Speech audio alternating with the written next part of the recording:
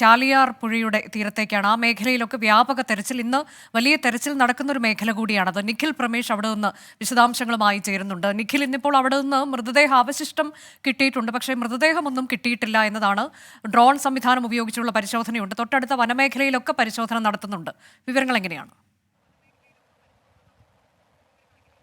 അനുജ, മനുഷ്യ സാധ്യമായ എല്ലാ തരത്തിലുമുള്ള തിരച്ചിൽ ഇന്നിപ്പോൾ ചാലിയാറിൽ നടക്കുന്നുണ്ട്. ഏതാണ്ട് 1000-ഓളം പേർ, അതായത് പോലീസിനും ഫയർഫോഴ്സ് സംഘത്തിനുമൊപ്പം ഏതാണ്ട് 1000-ഓളം പേർ ചേർന്നാണ് ഇന്നത്തെ പരിശോധനകൾ നടത്തിക്കൊണ്ടിരിക്കുന്നത്. എൻ്റെ പുറകിൽ കാണുന്ന ഈ ചാലിയാർ പുഴയുടെ കര പിടിച്ചുകൊണ്ട് 14 കിലോമീറ്റർ താണ്ടിയാൽ ഈ അപകടം നടന്ന ഇടമെത്തി. ഈ 14 കിലോമീറ്ററിലും ഇന്ന് പരിശോധനകൾ നടക്കുന്നു എന്നുള്ളതാണ് ഏറ്റവും പ്രധാനപ്പെട്ട കാര്യം. ഇതുവരെ 2 ശരീരാവശിഷ്ടങ്ങൾ മാത്രമാണ് കണ്ടെത്താൻ കഴിഞ്ഞിട്ടുള്ളത്.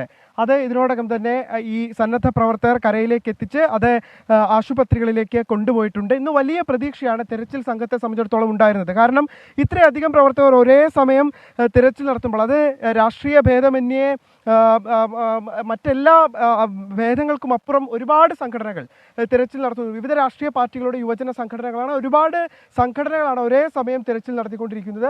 അതുകൊണ്ട് തന്നെ ഇവരെല്ലാം, ഈ സംഘങ്ങളെല്ലാം തന്നെ ഇന്ന് രാവിലെ ഏതാണ്ട് 8 മണിയോടുകൂടി ഇവിടെ നിന്ന് ഈ പുഴയുടെ മറുകര പിടിച്ച് ഈ മറുകരയിലൂടെ നടന്നാണ് അപ്പുറത്തേക്ക്, അതായത് ഏതാണ്ട് 14 കിലോമീറ്റർ അപ്പുറത്തേക്ക് പോയിട്ടുള്ളത്. അതോടൊപ്പം തന്നെ ഫയർഫോഴ്സ് സംഘം നിരന്തരം ഈ ഡിങ്കി ബോട്ടുകൾ ഉപയോഗിച്ച്, നമുക്കിപ്പോൾ ദൃശ്യങ്ങൾ എൻ്റെ പുറകിലായി തന്നെ കാണാൻ കഴിയും, ഡിങ്കി ബോട്ടുകൾ ഉപയോഗിച്ച് അവർ പ്രധാനമായും തിരയുന്നത് ഈ കരയിൽ, അതായത് ഈ ഓരം ഭാഗങ്ങളിൽ ഏതെങ്കിലും തരത്തിൽ ഇത്തരത്തിലുള്ള വലിയ മരങ്ങളൊക്കെ അടിഞ്ഞു കൂടിയിട്ടുണ്ട്. ആ മരങ്ങൾക്കൊക്കെ അരികിലായി മൃതദേഹങ്ങളുണ്ടോ, മൃതദേഹ അവശിഷ്ടങ്ങളുണ്ടോ എന്ന് കണ്ടെത്തുന്നതിന് വേണ്ടിയുള്ള പരിശോധനകളാണ് നടത്തിക്കൊണ്ടിരിക്കുന്നത്. നമുക്കിപ്പോഴും കാണാൻ കഴിയും ചാലിയാർ വളരെ ശക്തമായി ഒലിച്ചുകൊണ്ടിരിക്കുകയാണ് അനുജ. അതുകൊണ്ട് തന്നെ മൃതദേഹങ്ങൾ ഒരുപക്ഷെ വളരെ ദൂരത്തേക്കടക്കം എത്തിപ്പെടാനുള്ള സാധ്യതകൾ വളരെ കൂടുതലാണ്. കഴിഞ്ഞ ദിവസങ്ങളിലൊക്കെ ഇവിടെ പരിശോധന നടത്തിയിരുന്നെങ്കിലും അല്പം കൂടി മാറിയുള്ള മേഖലകളിൽ നിന്നടക്കം മൃതദേഹങ്ങൾ കണ്ടെത്തിയിട്ടുണ്ട് എന്ന് മാത്രമല്ല, ഏറ്റവും കൂടുതൽ മൃതദേഹങ്ങൾ കണ്ടെത്തിയിട്ടുള്ളത് ചാലിയാറിൽ നിന്നാണ്. നമ്മൾ ഓർക്കണം, അപകടം നടന്ന എയർ ഡിസ്റ്റൻസിൽ തന്നെ ഏതാണ്ട് 10-20ഓളം കിലോമീറ്റർ ഇപ്പുറത്തുള്ള സ്ഥലത്താണ് മൃതദേഹങ്ങൾ എത്തിപ്പെട്ടിരുന്നത്. അതുകൊണ്ട് തന്നെ സ്വാഭാവികമായിട്ടും ഇനിയും കൂടുതൽ മൃതദേഹങ്ങൾ ഈ മേഖലയിൽ തന്നെ എത്തിച്ചേർന്നിരിക്കാമെന്നുള്ളൊരു വിലയിരുത്തലിൻ്റെ പശ്ചാത്തലത്തിലാണ്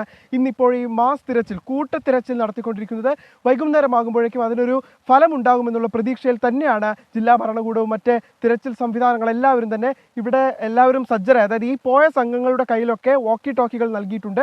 അവരവിടെ നിന്ന് വിവരങ്ങൾ നൽകുന്ന പ്രകാരം ഇവിടേക്ക് അവർക്ക് വയർലെസ് സെറ്റ് വഴി ആ വിവരങ്ങൾ ലഭ്യമാകുന്നു. അതിനനുസരിച്ച് ഇവിടെ വിവിധ ആംബുലൻസുകൾ നമുക്ക് കാണാൻ കഴിയും.